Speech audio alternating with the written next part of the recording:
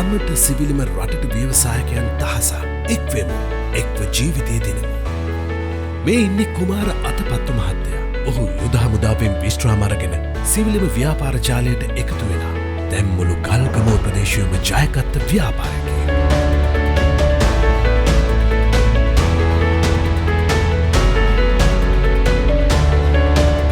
මේ ඉන්නේ කාර්මිකාංශයෙන් අපගේ ව්‍යාපාර ජාලයට එකතු වෙලා දැන් ප්‍රදර්ශනාගාර කිහිපයක හිමිකාරයෙක් වෙලා ඉන්න හෙට්ටිපොළ ප්‍රදේශයේ උත්පල එරංග මහත්මයා.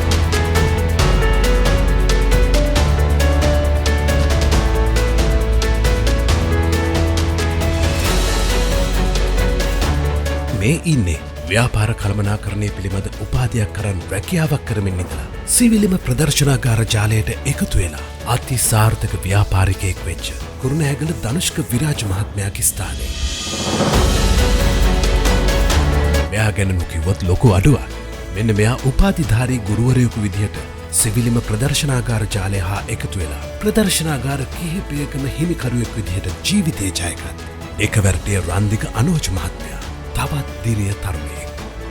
ඉතින් ඔබත් දැන් හිත ඉන්න නැතුව ගම්මට සිවිලිම රටට ව්‍යවසායකයන් දහසක් ව්‍යාපෘති හා එකතු වෙලා සාර්ථක ව්‍යවසායකයෙක් වෙන්න.